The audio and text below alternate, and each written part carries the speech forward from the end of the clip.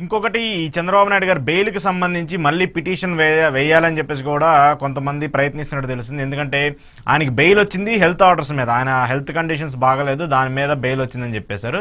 Court కూడా కొన్ని అనుమతులు ఇచ్చి కొన్ని పరిమితులు పెట్టేసి ఆయనకి బెయిల్ ఇచ్చింది.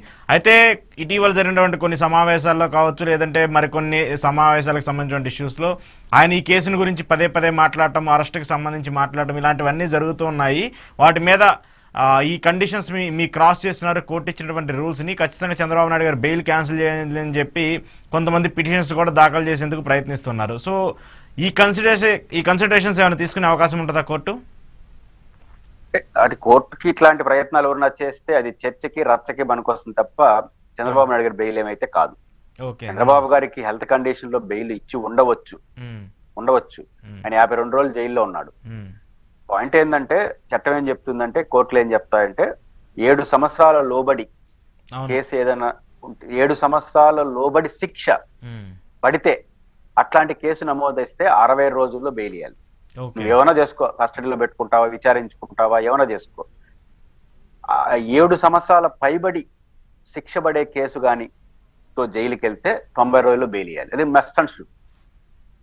చాలా సార్లు అది వైలేషన్ జరుగుతా ఉంది అక్కడక్కడ.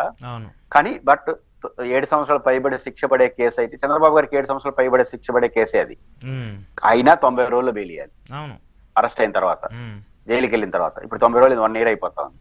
కాబట్టి ఏ కంటెస్ట్ లో చూసినా చంద్రబాబు నాయుడు గారి బెయిల్ అనేది జనరల్ బెయిల్, అది రెగ్యులర్ బెయిల్ గా మారిపోతుంది. ఆ రోజు హెల్త్ కండిషన్ మీద బెయిల్ ఇచ్చి ఉండొచ్చు, అది రెగ్యులర్ గా బెయిల్ మారుతుంది. బెయిల్ కండిషన్ ఉల్లంఘిస్తే ఇప్పుడు కూడా బెయిల్ రద్దు కోరచ్చు.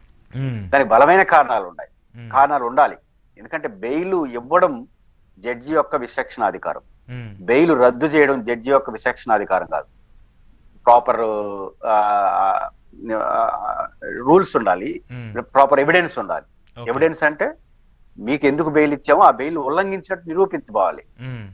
బెయిల్ షరతులు ఉల్లంఘన జరిగిపోతే ఇంకా దాని కుదరదు అనుకుంటే అప్పుడు మాత్రమే జడ్జి గారు పరిగణలో తీసుకోవాలి తప్ప బెయిల్ ఇచ్చినంత విచక్షణాధికారంతో బెయిల్ రద్దు చేయడం అనేది జడ్జికి అధికారం లేదు. జడ్జి అధికారంతో బెయిల్ ఇచ్చిన తర్వాత ఆ బెయిల్ షరతులు చంద్రబాబు ఏం చెప్తారు? కేసును ప్రభావితం చేయని కేసు గురించి మాట్లాడకూడదని కాదు కదా, మాట్లాడరు. కానీ నేను నిర్దోషిగా బయటపడతాను, నా మీద అన్యాయంగా పెట్టారు అనేదాన్ని అనలేం. దాన్ని ఏమి కేసును ప్రభావితం చేయని అనలేం కదా. కానీ కేసును ప్రభావితం చేసే పనులు చేస్తే అది అభ్యంతరకరం, దాన్ని మాట్లాడచ్చు.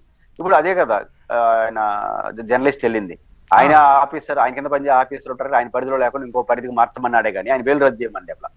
అవును, దాని సిబిఐకో దేనికో దానికి చంద్రబాబు గారి బెయిల్ న్యూసెన్స్ అవుతుంది.